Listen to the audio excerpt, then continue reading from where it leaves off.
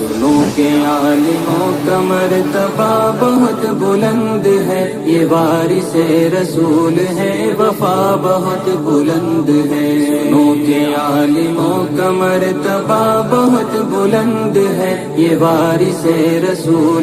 سود بیاج کو حرام کیا ہے۔ آیت پڑھتے ہیں لیکن آیت صرف ہماری زبان پر ہے، تلاوت کرتے ہیں یہ تلاوت ہماری زبان پر ہے۔ سودی نیٹ ورک اور سودی کاروبار اور سودی نظام ہماری پوری زندگی میں داخل ہو چکا ہے۔ بس ہو گیا ہے۔ جو ہمارے پیسے اکاؤنٹ میں جمع ہیں، اگر 1,00,000-2,00,000 روپے ہے، مہینہ 2 مہینہ 4 مہینے پر کوئی انٹرسٹ دیتا ہے، کبھی ہم لوگ اس کا ڈیٹیل نکال کر نہیں دیکھتے کہ ہمارا اصل پیسہ کتنا ہے اور جو بڑھا ہوا ہے وہ کتنا ہے۔ آ رہا ہے آنے دیجئے، جائز آئے وہ بھی، ناجائز آئے وہ بھی، سب ہمارے مال میں مل رہا ہے، کوئی فکر نہیں ہے۔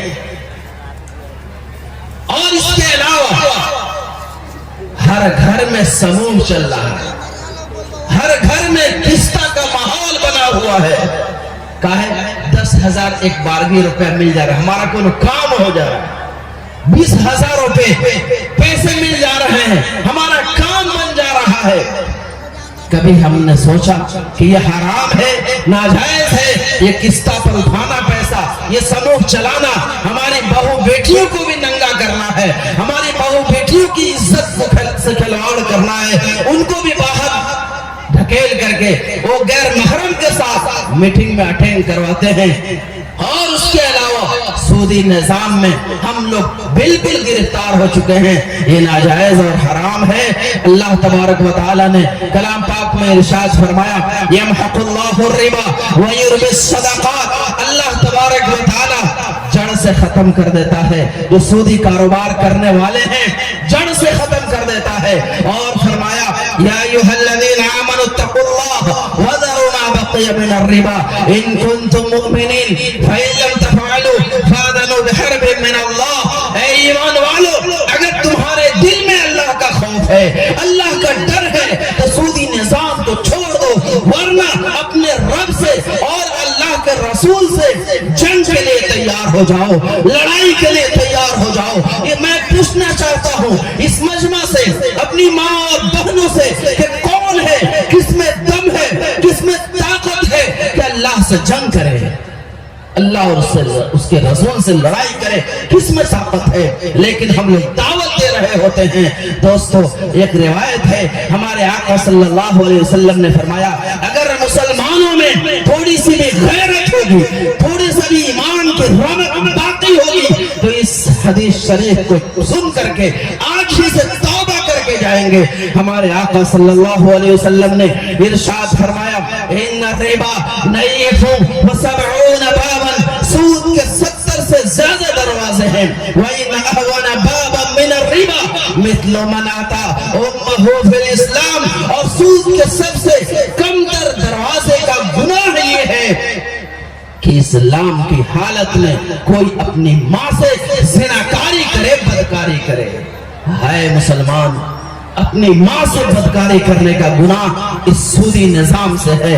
اور آقا صلی اللہ علیہ وسلم نے ارشاد فرمایا، درہم من الربا 35 زنیہ، سود کا ایک درہم 35 مرتبہ بدکاری اور زناکاری سے زیادہ سنگین جرم ہے۔ ہم مسلمان اس کو کر رہے ہیں۔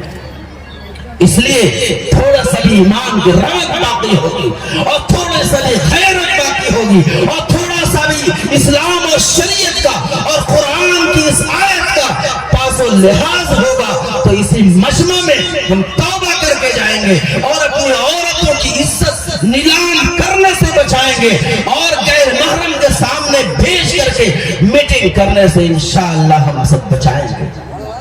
قرآن کی آیت پڑھتے ہیں، وَلَا تَقْتُلُوا أَوْلَادَكُمْ خَشْيَةَ إِمْلَاقٍ، کہ تم قتل نہ کرو اپنی اولاد کو تنگ دستی کے خوف سے۔ کہاں سے کھلانا ہوگا، چلو مار ڈالتے ہیں۔ اس مجمع میں بھی کتنے ظالم بیٹھے ہوں گے جو الٹرا ساؤنڈ کے ذریعے سے پتہ کر لیے ہوں گے کہ میرے اہلیہ دیکھ میری بیوی کے پیٹ میں پلنے والا بچہ لڑکا نہیں ہے لڑکی ہے، تو ایسا ظالم اس بچی کو دنیا میں آنے سے پہلے دواؤں کے ذریعے سے ختم کر دیتے ہیں، ضائع کر دیتے ہیں۔ قرآن میں کہا گیا بِأَيِّ ذَنبٍ قُتِلَتْ، کس جرم میں ان کو قتل کیا گیا، کیا جرم تھا؟ میں آپ سے پوچھنا چاہتا ہوں کیا جرم ہے؟ سب کے دل میں جواب ہے، سب کے دل میں جواب ہے۔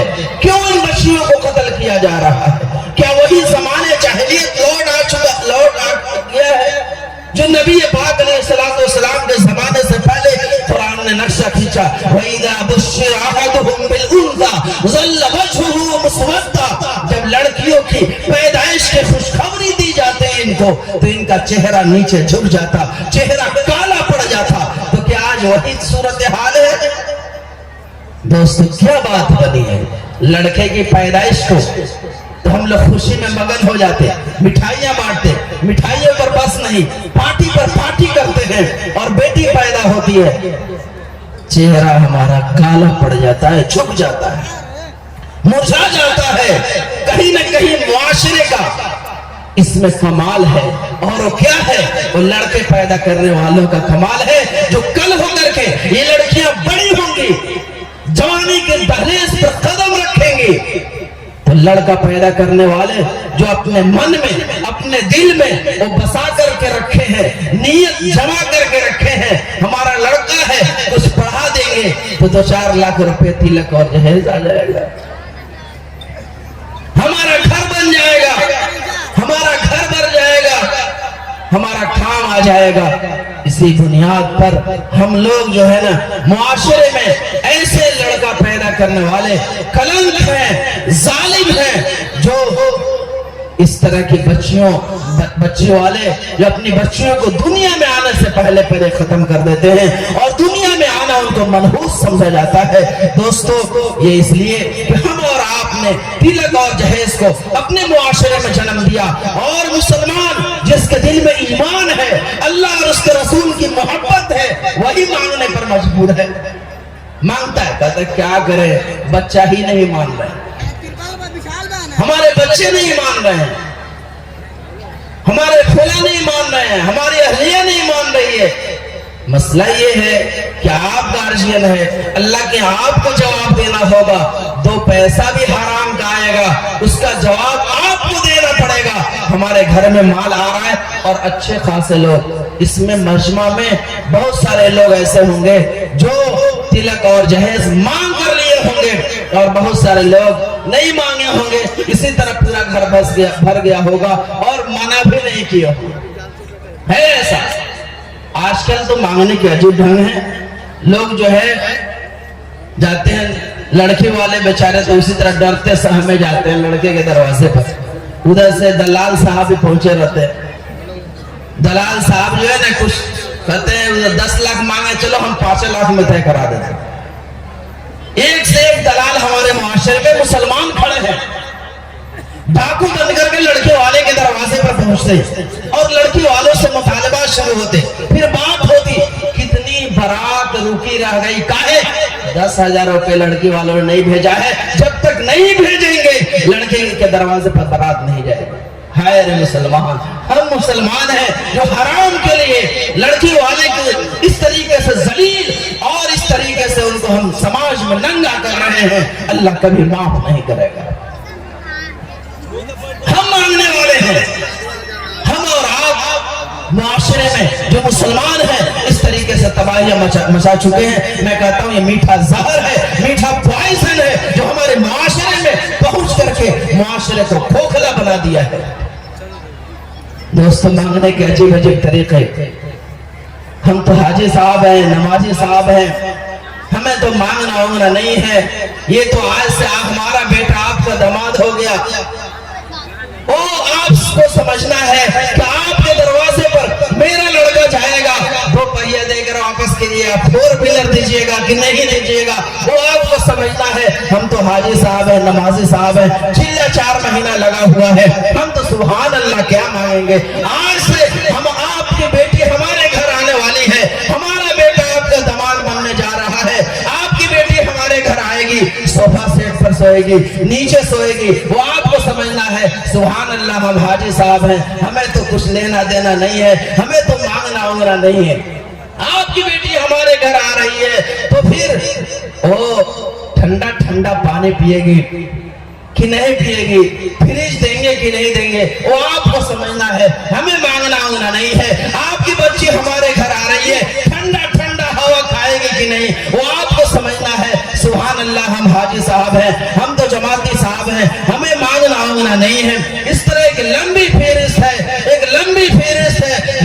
مگر کرتے کرتے وہ مگر جو ہے مگر مشق کا منہ بن جاتا ہے, جس میں صوفہ سیٹ بھی جا رہا ہے, واشنگ مشین بھی جا رہا ہے, اور اس میں کولر بھی جا رہا ہے, اس میں فریج بھی جا رہا ہے, برتن کے سارے سیٹ بھی جا رہے ہیں, اور مگر مشق کا منہ بھرنے والا نہیں ہے. اس کے باوجود بھی بہت ساری بچیاں جلا دی جاتی ہیں, زہر دے کر مار دی جاتی ہیں, گلا گھونٹ کر کے ختم کر دی جاتی ہیں کہ مانگ پورا نہیں ہوا.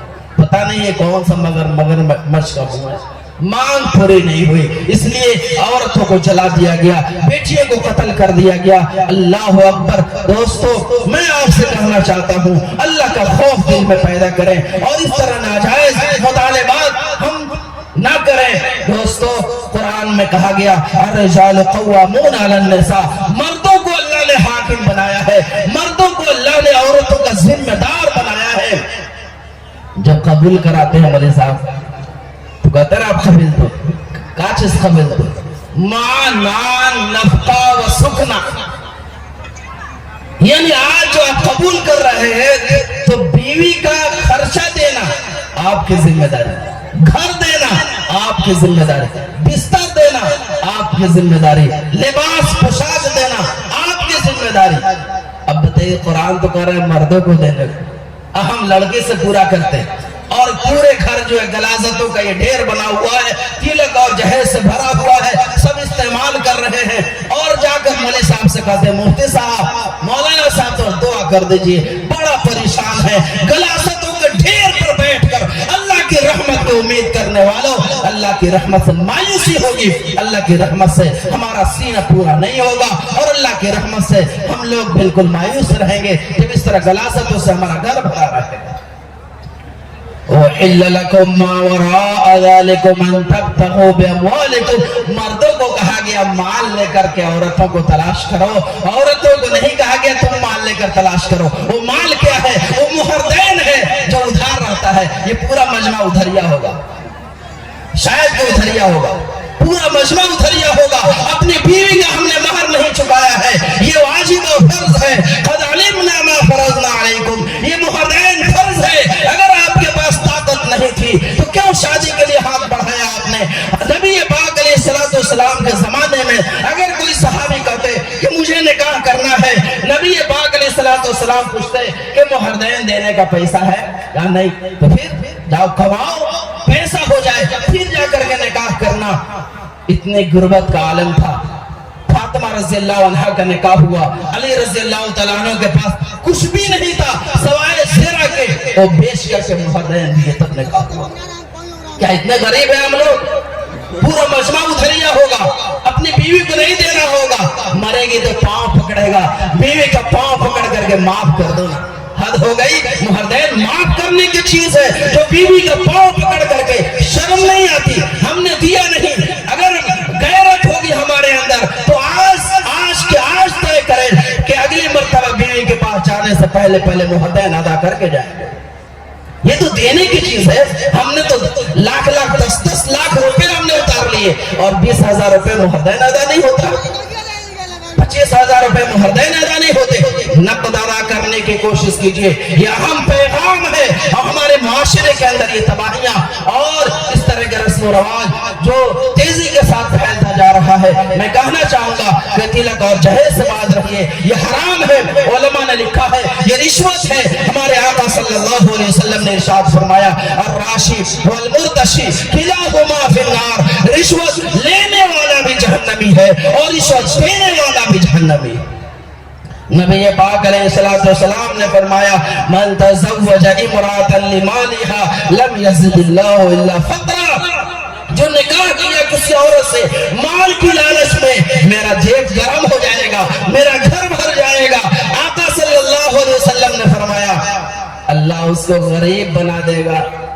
اندر سے اجڑ چکا رہے گا. ہم تو گھر بھرنے کی کوشش کی, اللہ گھر اجاڑ دے گا. اس لیے دوستو ہم سادگی کے ساتھ شادی کرنے کی کوشش کریں. قرآن میں ہم لوگ پڑھتے ہیں قُلْ لِأَزْوَاجِكَ وَبَنَاتِكَ وَنِسَاءِ الْمُؤْمِنِينَ يُدْنِينَ عَلَيْهِنَّ مِنْ جَلَابِيبِهِنَّ. اے نبی کہہ دیجئے اپنے بیویوں سے اور کہہ دیجئے اپنی بیٹیوں سے اور مسلمان عورتوں سے, گھر سے باہر نکلے تو چہرہ ڈھک لیا کرے, اپنے سینے پر چادر لٹکا لیا کرے. یہ تو حکم ہے. کہا گیا قُلْ لِلْمُؤْمِنِينَ يَغُضُّوا مِنْ أَبْصَارِهِمْ. مرد حضرات اپنے نگاہ نیچی رکھیں, عورتیں بھی اپنی نگاہ نیچی رکھیں, نیچے کر کر کے چلا کریں, پردے میں چلا کریں. یہ پردے اور یہ نیچے کر کے چلنا یہ ہماری ماں اور بہنوں کی عزت و آبرو کی ضمانت ہے.